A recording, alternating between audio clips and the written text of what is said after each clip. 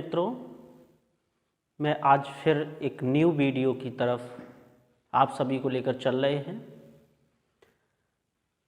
हमने पिछली दो वीडियो में आपको बीजगणित के बारे में बताया और जो इससे पहले वाली वीडियो है उसमें बहुपद के बारे में बताया। बहुपद क्या है, बहुपद के प्रकार क्या हैं और बहुपद की घात क्या है, बहुपद का मानक रूप क्या है, घातों के आधार पर बहुपद कितने प्रकार के होते हैं, कौन कौन से होते हैं, वो सारे कल हमने पीछे वाली वीडियो में आप सभी को क्लियर कराया है। आज हम उसी बहुपद के कुछ प्रश्न लेके चल रहे हैं, तो आप सभी लोग वीडियो को अच्छे से अच्छे बहुत ही प्यार के साथ हमारे चैनल को सब्सक्राइब करें, लाइक करें, कमेंट करें तथा शेयर करें। तो चलते हैं फिर हम बहुपद के क्वेश्चनों की तरफ। तो जो हमारे बहुपद हैं उनके बारे में मैंने सब कुछ बता ही दिया है पिछली वीडियो में, तो उसके कुछ क्वेश्चन लिए हैं उन्हीं के आधार पर। तो देखते हैं। पहला क्वेश्चन लिया है कि निम्नलिखित व्यंजकों में कौन कौन एक चर में बहुपद हैं और कौन कौन नहीं है, कारण सहित उत्तर दीजिए। मतलब कि मैंने कल बहुपद तो बता दिया कि बहुपद क्या है। अब मैं इस बहुपद के क्वेश्चन लिए कि इसमें पूछा है कि निम्नलिखित व्यंजकों में कौन कौन एक चर, मतलब हमने चर की भी बात की थी पिछली वीडियो में, एक चर में बहुपद हैं और कौन कौन नहीं है, कारण सहित उत्तर दीजिए। कारण सहित बताना है। तो देखिए पहला क्वेश्चन हमारा क्या है कि 3x² - x + 5, हमसे कारण भी पूछा है। तो क्या बताएंगे कि ये हमारा जो है एक चर में बहुपद है। और कौन सा चर है? चर इसका क्या है? x। x के चर में ये बहुपद है। किसमें है? x के चर में। और इसकी जो घातें हैं, क्या हैं? घातें, वो सभी क्या हैं? धनात्मक पूर्णांक हैं। क्या हैं? धनात्मक पूर्णांक। घातें सभी हमारी क्या हैं? धनात्मक पूर्णांक हैं। तो जब हमारी सारी धनात्मक पूर्णांक हमारी घातें हैं तो ये हमारा क्या है? एक चर में बहुपद है, धनात्मक पूर्णांक। तो ये हमारा किसमें है? एक चर में बहुपद है। इसकी चर क्या है? x, और इसकी घात क्या है? हमारी 2 है, इसकी 1 है। तो इसकी सभी घातें क्या है?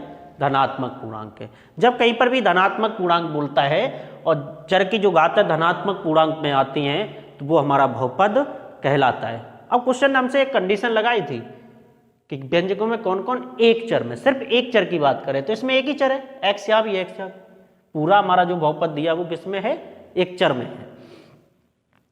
अगले सेकंड क्वेश्चन है, देखिए 2y² + √5। अब इसमें पूछ रहा है कि ये एक चर में बहुपद है या नहीं। तो लिखेंगे हाँ, एक चर में तो है, ये भी है, ये भी है। कौन सा चर है? चर इसका है y। चर क्या है? y। तो इसकी भी घातें क्या हैं? घातें इसकी धनात्मक हैं। घातें सभी क्या हैं? धनात्मक पूर्णांक हैं।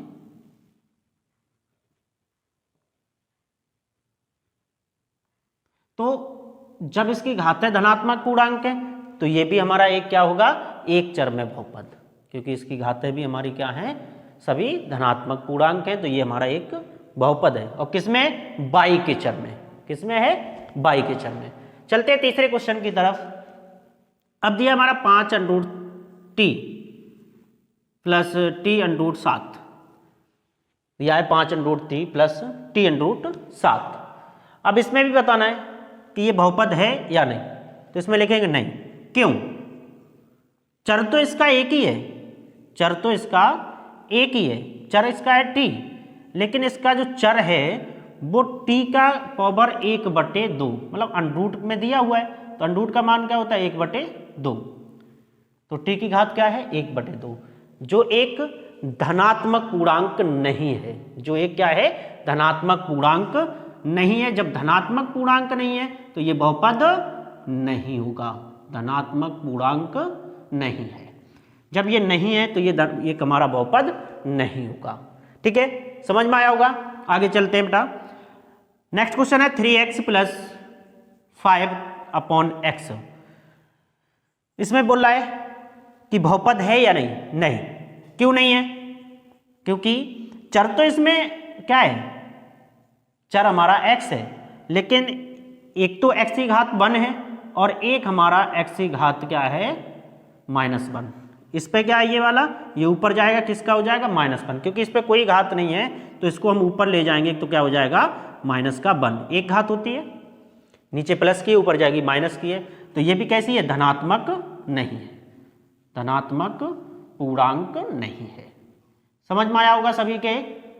तो ये हमारा क्या है धनात्मक पूर्णांक नहीं है। ये कारण से पूछ रहा था, हम कारण सबके बताते जा रहे हैं कि इसमें क्या क्या है क्या क्या नहीं है। अगला क्वेश्चन है 2x⁷ + 3y⁴ + 4t⁹ 9।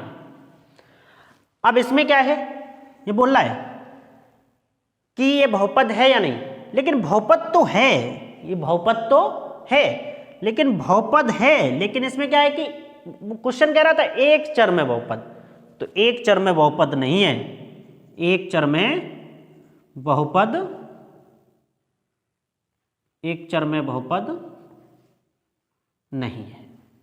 जब एक चर में बहुपद नहीं है तो ये हमारा बहुपद तो है, लेकिन क्या है बहुपद है,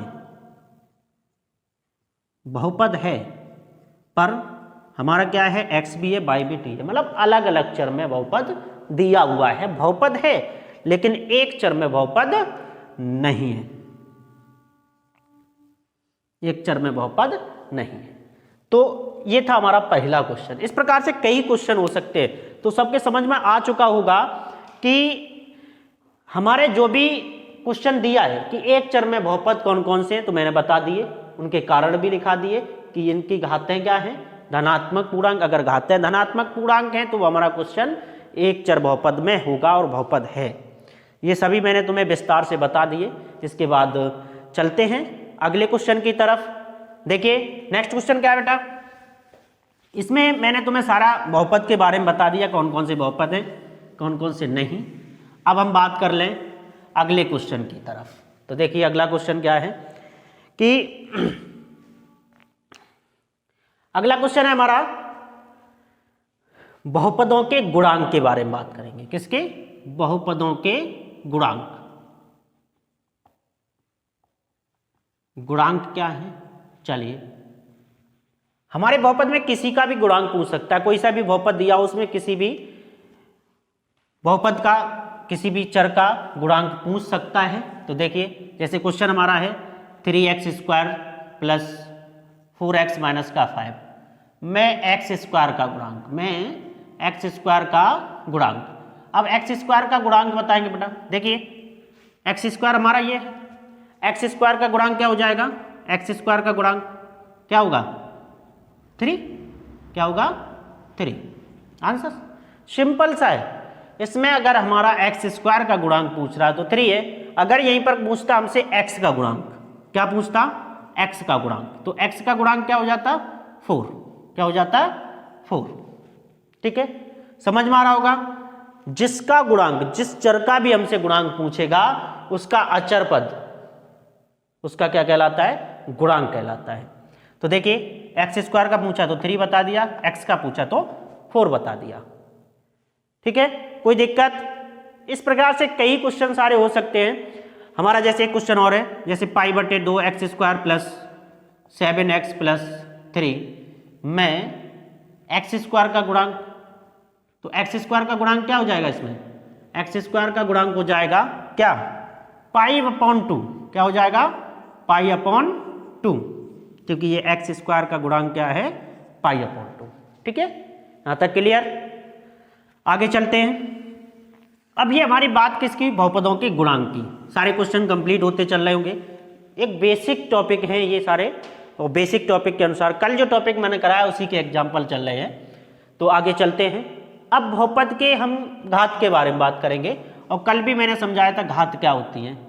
घात, बहुपद की घात।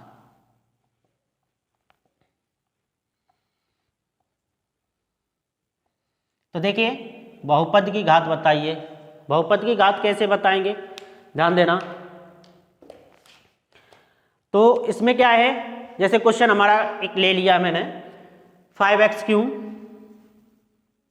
माइनस 4x की पावर 5 प्लस 3x प्लस 2, ये हमारा दिया एक बहुपद, ठीक है।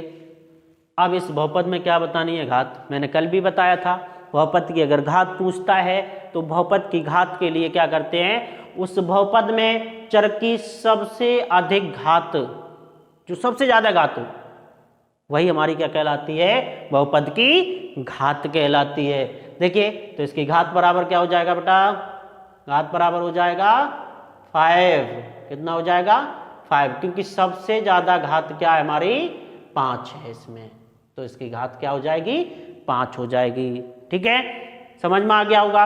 कोई सा भी इस प्रकार से कोई से भी एग्जाम्पल हमारे ले लिए जाएं, सबकी घात हम इस प्रकार से बता सकते हैं। जैसे 4 minus by square plus by में घात, अच्छा इसकी घात क्या हो जाएगी, में घात, क्या घात होगी इसकी, इसकी घात हो जाएगी 2। कितनी हो जाएगी, 2, क्योंकि इसकी अधिकतम घात क्या है, 2 है, ठीक है। इसकी घात क्या हो गई, 2। चलिए इसके बाद आगे चलते हैं। कोई सा भी इस प्रकार से क्वेश्चन आए तो घात हम बता सकते हैं। मैंने तुम्हें एक चर में भी, अचर जो पद लिया था उसमें भी बताया था। जैसे हमारा अचर पद मैंने 5 ले लिया, इस 5 की घात के बारे में बात करें तो 5 की घात क्या होगी, देखिए 5 की घात होगी हमारी। अब हम इसमें जब घात बताते हैं, हमारे पास तो दिया तो सिर्फ 5 ही है, लेकिन मैंने कल भी बताया था कि जब कोई भी अचर पद दिया है तो हमारा उसमें एक चर गुणांक जरूर होना चाहिए। अगर चर गुणांक नहीं है तो उसका घात हम नहीं बता सकते। तो इसमें क्या करेंगे, कोई जब चर नहीं लगा तो हम x या y कुछ भी लिख लेंगे और उसकी घात क्या लिख लेंगे, 0। क्या लिखेंगे, 0। तो अच्छा x की पावर 0 का मान क्या हो जाएगा, 1। चाहे हम y ले लें, y की पावर 0 लिख लें तो y का भी मान क्या हो जाएगा, 1। जब 1 हो जाएगा तो इसकी घात क्या होगी, 0। इसकी घात क्या होगी, 0, ये वाली, इसकी घात क्या होगी, 0। सबको क्लियर, घात के बारे में कोई डाउट, किसी भी प्रकार का कोई भी एक्स वाई जेड इस प्रकार के कोई भी क्वेश्चन आ जाए तो उस क्वेश्चनों में देखना है, उस बहुपद में पूरे में देखना है कि सबसे अधिक घात कौन सी है, वही उस समीकरण की घात कहलाएगी, ठीक है। जैसे एक और एग्जांपल हम ले रहे हैं, 2 minus by plus by Q plus 2/8, तो इसमें भी घात बताइए। तो घात इसमें क्या हो जाएगी, 8। क्या हो जाएगी, 8, क्योंकि सबसे ज्यादा घात क्या है, 8 है इसमें, ठीक है। समझ में आ गया होगा। तो देखिए आगे एक अगला टॉपिक था इसमें कि घातों के आधार पर, घातों के आधार पर बहुपदों का वर्गीकरण। तो घातों के आधार पर कैसे करेंगे, घातों के आधार पर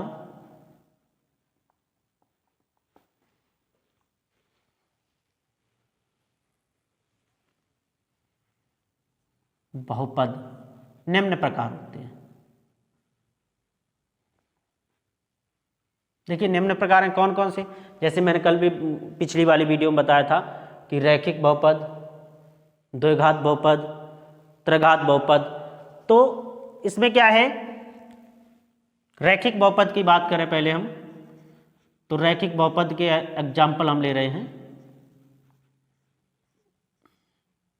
देखिए रैखिक बहुपद, रैखिक बहुपद क्या है, मैंने कल भी बताया था, जिस बहुपद की घात 1 हो, कितनी हो, 1 हो, घात कितनी हो, 1, तो वो हमारा क्या होता है, रैखिक बहुपद। जैसे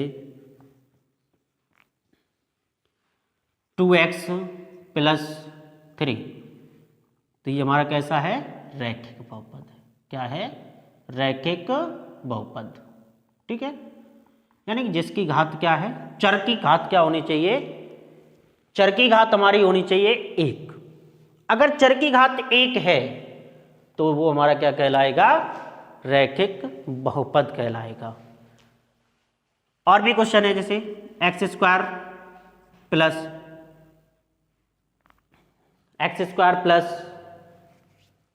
4x प्लस 5। अब बोला है कि ये कौन सा बहुपद है, इसमें कौन सा बहुपद है, तो इसमें बहुपद कौन सा है, द्वयघात बहुपद। कौन सा है, द्वयघात बहुपद। द्वयघात बहुपद, क्योंकि इसमें अधिकतम घात कितनी है चर पर, 2। अधिकतम घात कितनी है, 2, तो इसलिए हमारा ये क्या होगा, दो घात बहुपद होगा। क्या होगा, दो घात बहुपद। तो देखिए इस प्रकार से हम त्रिघात भी कर सकते हैं, त्रिघात भी बता सकते हैं, जैसे y की पावर 3 प्लस 8y² प्लस 9, तो ये हमारा कौन सा होगा, त्रिघात बहुपद। त्रिघात बहुपद, ये हमारा क्या है, त्रिघात बहुपद, क्योंकि इसकी अधिकतम घात कितनी है, 3। इसकी घात कितनी है, 3 है, तो ये हमारा क्या हो जाएगा, त्रिघात बहुपद। घात से हम पहचान लेते हैं बहुपद हमारा ये कैसा है। अगर हमारा 2 घात का होगा तो उस पर अधिकतम 2 घात होगी चर में, अगर 3 घात का होगा तो उसमें अधिकतम 3 घात होगी चर में। जितने भी घात का हमारा बहुपद दिया है उतने ही घात का वो हमारा बहुपद कहलाता है। कोई सा भी बहुपद ले सकते हैं हम, इसमें कोई दिक्कत नहीं है।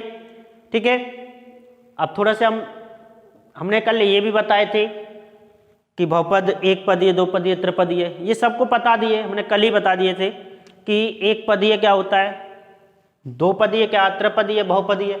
जिसमें एक पद होता है वो हमारा क्या कहलाता है, एक पदीय। जैसे 2x, ये हमारा क्या है, एक पदीय। क्या है, एक पदीय। 2x प्लस 1, इसकी बात करें तो द्विपदीय है। क्या है, द्विपदीय। अब जैसे 3x² प्लस 2x प्लस 1, तो ये हमारा क्या है, त्रिपदीय। अब इससे अगर अधिक पद आते हैं तो हमारा कहलाता है बहुपदीय। क्या कहलाता है, बहुपदीय। तो जितने पद होंगे उतने ही हमारे वो पदीय कहलाएगा। जैसे एक पदीय, द्विपदीय, त्रिपदीय, इससे अधिक होंगे कि तो हमारा वो होगा बहुपदीय। तो हम इसके बाद चल रहे हैं बहुपद के शून्यांक की तरफ। बहुपद के शून्यांक के बारे में बताएंगे कि बहुपद का शून्यांक क्या है। तो देखिए बहुपद का शून्यांक कैसे ज्ञात करते हैं। बहुपद का शून्यांक बहुत ही सिंपल है। अभी तो बहुत ही सिंपल, बहुत ही इजी, बहुत ज़्यादा इजी, वेरी इजी क्वेश्चन लेके चल रहे हैं, बेसिक, बिल्कुल बेसिक। तो देखिए कैसे बहुपद के शून्यांक में क्या होता है, बहुपद का मान ज्ञात करते हैं। बहुपद का मान ज्ञात करना, मान निकालना। तो मान कैसे निकालेंगे, देखिए मैं एक बहुपद ले रहा हूं, px बराबर 5y² माइनस 7x प्लस 5 में y बराबर दिया उसने 1। क्या दिया है, y बराबर 1 दे दिया। तो हम देखो, सॉरी यहाँ y होगा, तो पी वाई बराबर 5 इंटू 1 का स्क्वायर, y पे स्क्वायर लगा है और y बराबर 1 दे दिया तो 1 का स्क्वायर हो गया, माइनस यहाँ भी y होगा 7 इंटू 1 प्लस 5। अच्छा इसको हल कर लीजिए, 5 इंटू 1 का स्क्वायर करेंगे तो 1 ही रहेगा, 7 इंटू 1 तो 7 बन जा 7 प्लस 5, यानी कि 1 का स्क्वायर किया 1 हो गया और 7 का 1 में गुणा किया 7 आ गया। तो 5 का 1 में गुणा करेंगे 5 माइनस 7 प्लस 5। अच्छा ये इसमें क्या होता है, प्लस और प्लस वाले जोड़ लिए जाते हैं। पहले प्लस प्लस वाले को जोड़ लो, 5 और 5 कितना हो जाएगा 10 माइनस 7, तो 10 में 7 जाएगा कितना बचेगा 3, 10 में से 7 जाएगा कितना बचेगा 3, मतलब पी वाई बराबर हमारा क्या है 3, पी वाई बराबर कितना आ गया 3। ये बहुपद का क्या आ गया मान। अब जिस बहुपद में मान ना दिया उसका मान कैसे निकालते हैं, देखिए एक अगला क्वेश्चन। जैसे हमारा क्वेश्चन कोई भी दिया है P x equal to 2x plus 1, यानी पी एक्स बराबर 2x प्लस 1। तो इसमें क्या करते हैं, जब इस प्रकार के अगर क्वेश्चन आ जाते हैं तो पी एक्स जो है शून्य के बराबर रख लेते हैं। किसके बराबर, शून्य के बराबर रख लेते हैं। अब जब शून्य के बराबर रख लेते हैं तो कैसे रखेंगे, तो पी एक्स बराबर क्या हो जाएगा 0। पी एक्स बराबर क्या हो गया 0। जब पी एक्स बराबर 0 हो गया तो पी एक्स का जो मान दिया है, क्या दिया है 2x प्लस 1, तो 2x प्लस 1 हमने कहाँ रख दिया पी एक्स की जगह। इसकी जगह क्या रख दिया ये 2x प्लस 1 बराबर 0। ठीक है, अब सबसे पहले इसको पक्षांतर करेंगे। पक्षांतर कैसे किया जाता है, ये 1 है। अगर कोई संख्या हमारी इस साइड से उस साइड ले जा रहे हैं तो अगर हमारी प्लस की है तो उधर किसकी जाएगी माइनस की, अगर माइनस की है तो उधर प्लस की, गुणा की है अगर तो भाग की जो हो जाएगी उधर जाके, अगर भाग की है तो उधर जाके गुणा की हो जाएगी। तो देखिए इसमें पहले अचर पद को उधर भेजेंगे, तो अचर पद हमारा क्या है 1 किसका है हमारा प्लस का, उधर जाए किसका हो जाएगा माइनस का। अच्छा 2 हमारा क्या है x के गुणा में है, 2 क्या है x के गुणा में है। जब x के गुणा में है तो x बराबर -1/2, इधर किस में जाएगी भाग में जाएगी, किस में जाएगी भाग में, तो x बराबर क्या हो जाएगा 1/2। ये इसका मान हो गया, इस शून्यांक का क्या मान हो गया। इसकी हम जांच भी कर सकते हैं, जैसे पी एक्स बराबर, अच्छा x बराबर हमारा क्या निकला -1/2, तो 2 इंटू -1/2 प्लस 1, इससे ये कट जाएगा, क्या बचेगा -1 प्लस 1, और -1 प्लस 1 क्या हो जाएगा 0, क्या हो जाएगा 0। तो ये हमारा क्या हुआ कि बहुपद के कितने मान कैसे निकालते हैं और क्या क्या बहुपद में था वो मैंने सारा इसमें बता दिया। और भी कुछ एग्जाम्पल हैं इसके बारे में लेके चल रहे हैं, 1-2 और बता दे रहे हैं इसमें, वैसे समझ में आ गया होगा। और भी हम इसमें एग्जाम्पल रख सकते हैं, कोई दिक्कत नहीं है बहुपद के मान निकालने के लिए। जैसे हमारा दिया है QX बराबर, QX एक बहुपद मान लिया है, QX बराबर हमारा बहुपद दिया है 3x² प्लस 7y प्लस √11, मतलब 3x² प्लस 7y प्लस √11। इसमें क्या है y बराबर कितना रख रहे हैं हम, सॉरी x में दिया है ये, तो y बराबर x बराबर रखेंगे, इसमें x बराबर कितना रख रहे हैं 2, कितना रख रहे हैं 2। तो कैसे रखेंगे, देखिए इसका तो हमें मान निकालना ही है, तो इसमें आ जाइए 3 गुणा x की जगह कितना रखेंगे 2, कितना रखेंगे 2 का स्क्वायर लगा दिया, स्क्वायर लगा हुआ था, प्लस 7 गुणा x का मान 2 प्लस √11, तो 3 गुणा 2 का गुणा वर्ग करेंगे तो कितना हो जाएगा 4, 2 दूनी 4 प्लस 7 दूनी 14 प्लस √11। अब 4 का गुणा 3 में कर लीजिए, कितना सिंपल है 4 तिया 12, 14 प्लस √11, 14 और 12 कितना हो जाएगा 26 प्लस √11, तो ये हमारा क्या हो गया इसका मान हो गया, क्या हो गया इसका मान। तो इसका मान क्या है 26 प्लस √11। ये हमारा आज का टॉपिक था, और आगे वाले टॉपिकों में मैं अब इसके बाद आप सभी को क्लास 10th की मैथ की क्लास लेके चलेंगे, और उस क्लास में आप सभी को सिर्फ और सिर्फ एग्जाम पैटर्न के अनुसार क्वेश्चन कराए जाएंगे सभी, और सभी लोग हमारे जो क्वेश्चन नेक्स्ट वीडियो से एग्जाम पैटर्न के अनुसार जो हमारे चैनल पर आएंगे सभी लोग देखें, और बहुत ही महत्वपूर्ण क्वेश्चन होने वाले हैं आने वाली वीडियो में। इतने महत्वपूर्ण क्वेश्चन आएंगे कि आप सभी लोग उन महत्वपूर्ण क्वेश्चनों को जरूर देखें, क्योंकि उन क्वेश्चनों से आपकी बोर्ड परीक्षा में सफलता जरूर मिलेगी, क्योंकि वो क्वेश्चन ही हम बोर्ड के अनुसार ही लेके आएंगे। तो आने वाली वीडियो हम आपको 10th क्लास के मैथ की, वो भी सिर्फ और सिर्फ एग्जाम पैटर्न के अनुसार लेके चलेंगे।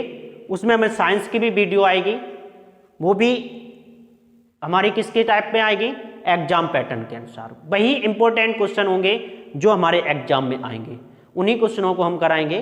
तो इसी के साथ आज का ये हमारा टॉपिक यहीं समाप्त होता है। और आप सभी लोगों से हमारी एक रिक्वेस्ट है कि आप हमारे चैनल को सब्सक्राइब करें, लाइक करें, शेयर करें और कमेंट करें।